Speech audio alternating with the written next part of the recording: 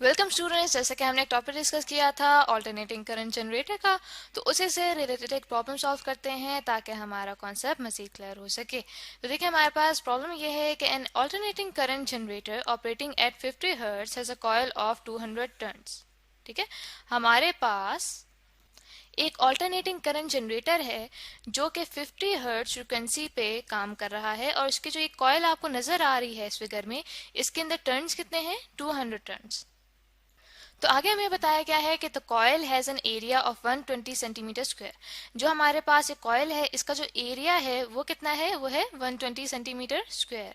अब हमें कहा गया है कि what should be the magnetic field in which the coil rotates in order to produce an EMF of maximum value of 240 volts। ठीक है, अब हमें कहा गया है कि जो हमारे पास मैग्नेटिक फील्ड है, ठीक है, ये जो एक्सटर्नल मैग्नेटिक फील्ड आपको नजर आ रही है, ये इन्होंने कहा है कि हमारे पास ये कितनी होनी चाहिए कि जो कॉयल है वो ऐसे रोटेट करे कि जो मैक्सिमम वो ईएमएफ प्रोड्यूस करे उसकी वैल्यू क्या हो? वो हो 240 वोल्ट्स। तो इस तरह करते हैं स्टूडेंट, सबसे पहले अपने पास डाटा लिख लेते हैं कि हमें क्या क्या क्वांटिटीज गिवन है इस प्रॉब्लम में।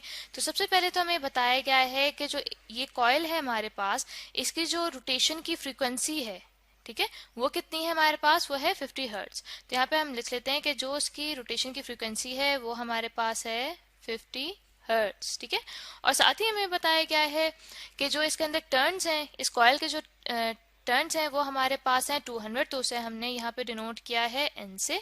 ठीक है, और उसके बाद हमें बताया गया है कि जो इस कॉयल का एरिया है वो हमारे पास है 120 सेंटीमीटर स्क्वायर। ठीक है, तो स्टूडेंट्स इस तरह करते हैं कि जो हमारे पास यहाँ पे सेंटीमीटर स्क्वायर के यूनिट्स हैं, इनको हम स्टैंडर्ड यूनिट मीटर में कन्वर्ट करते हैं ताकि जो हमारे कैलकुलेशंस हैं वो स्टैंडर्ड वे में आ जाएंगी। ठीक है, तो जैसे कि हम जानते हैं कि हमारे पास 100 सेंटीमीटर इक्वल होते हैं 1 मीटर के, तो 1 सेंटीमीटर किसके इक्वल हो गया? वो हो गया हमारे पास 1 डिवाइडेड बाय 100 मीटर के।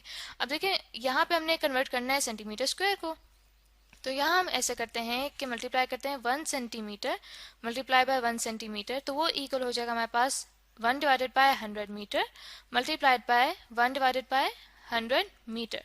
ठीक है, तो ये हमारे पास बन जाएगा 1 centimetre square equals to 1 divided by 10 raise to the power 4 metre square. और यहाँ पे हमने कितने सेंटीमीटर्स को कन्वर्ट करना है? हमने 120 सेंटीमीटर स्क्वायर को कन्वर्ट करना है। ठीक है, तो यहाँ हमारे पास बन जाएगा 120 centimetre square equals to 1 divided by 10 raise to the power 4 multiplied by 120 metre square. तो ये स्टूडेंट्स हमारे पास बन जाएगा कैलकुलेशन के बाद 1.2। ठीक है, 1.2 into 10 raise to the power -2 metre square. तो इस तरह करते हैं, यहाँ पे डाटा में भी अपने पास लिख लेते हैं कि जो हमारे पास एरिया है वो अब बन रहा है 1.2 into 10 raise to the power -2 metre square. और जो मैक्सिमम ईएमएफ ये एसी जनरेटर बना रहा है वो कितना हमारे पास प्रोड्यूस कर रहा है? वो हमारे पास प्रोड्यूस हो रहा है 240 वोल्ट्स। तो यहाँ पे हम लिख लेते हैं कि ई मैक्सिमम, ठीक है, ई मैक्सिमम वो हमारे पास है 240 वोल्ट्स। ठीक है, तो हमने फाइंड क्या करना है? हमने फाइंड करनी है मैग्नेटिक फील्ड। तो हम यहाँ पे लिख लेते हैं कि हमने बी फाइंड करना है। तो स्टूडेंट्स अब इस तरह कहते हैं कि सोल्यूशन स्टार्ट करते हैं। तो देखिए, बी फाइंड करने के लिए यहाँ पे सबसे बेस्ट फार्मूला हमारे पास कौन सा रहेगा जिसमें हमारे पास ये जो मैक्सिमम ईएमएफ है उसकी वैल्यू भी यूज हो। ठीक है, और साथ ही हमें नंबर ऑफ टर्न्स भी गिवन है, एरिया भी गिवन है। तो देखिए, जो हमारे पास एसी जनरेटर में इंड्यूस्ड ईएमएफ का फॉर्मूला होता है, ठीक है, हम वो देखते हैं कि वो क्या होता है। वो हमारे पास होता है induced EMF equals to N omega, ठीक है, एन ओमेगा ए बी। ठीक है, यहाँ पे जो हमारे पास इंड्यूस्ड ईएमएफ है वो हमें मैक्सिमम वैल्यू गिवन है, तो यहाँ पे हम लिख लेते हैं इंड्यूस्ड ईएमएफ मैक्सिमम। ठीक है, तो यहाँ पे आप देखें कि हमारे पास इंड्यूस्ड ईएमएफ की वैल्यू भी है, नंबर ऑफ टर्न्स की वैल्यू भी है, एरिया की वैल्यू भी गिवन है। ठीक है, सिर्फ हमारे पास एक वैल्यू नहीं है और वो है एंगुलर स्पीड ओमेगा की। तो यहाँ पे इस तरह कहते हैं स्टूडेंट्स के एंगुलर स्पीड ओमेगा की वैल्यू फाइंड आउट कर लेते हैं। ठीक है, उसका हमारे पास फॉर्मूला होता है ओमेगा इक्वल्स टू 2πf। ठीक है, अब देखिए फ्रीक्वेंसी तो हमें गिवन है। ठीक है, तो यहाँ पे हमारे पास बन जाएगा 2 multiplied by 3.14 multiplied by 3.14 multiplied by 50। ठीक है, तो ये हमारे पास बन जाएगा 314.3, ठीक है, 314.3 रेडियन पर सेकेंड। ठीक है, यहाँ पे देखें जो हमारे पास यहाँ पे फ्रिक्वेंसी है उसकी जो हमारे पास यूनिट्स होते हैं वो हर्ट्ज होते हैं, जो कि इक्वल होते हैं 1/सेकेंड के।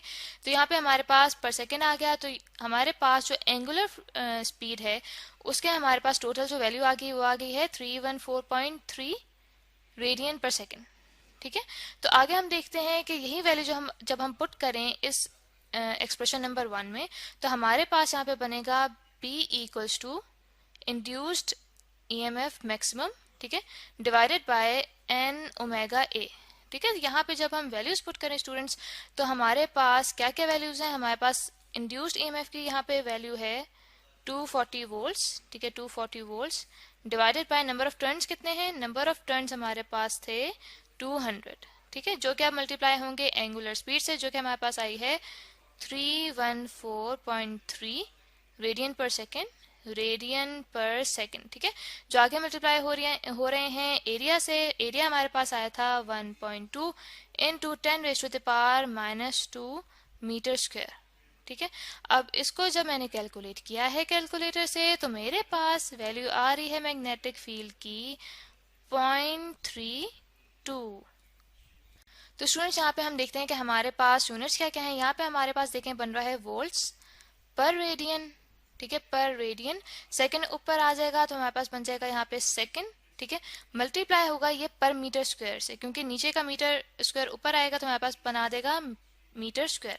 तो ये जो हमारे पास सारे के सारे यूनिट्स हैं ये इक्वल होते हैं टेस्ला के। तो हमारे पास स्टूडेंट्स बन जाएगी magnetic field B equals to 0.32 tesla. तो स्टूडेंट्स ये हमने फाइंड आउट कर ली है वैल्यू मैग्नेटिक फील्ड की AC जनरेटर के लिए। तो आई होप स्टूडेंट्स कि आपको ये प्रॉब्लम अच्छे से समझ आ गया होगा।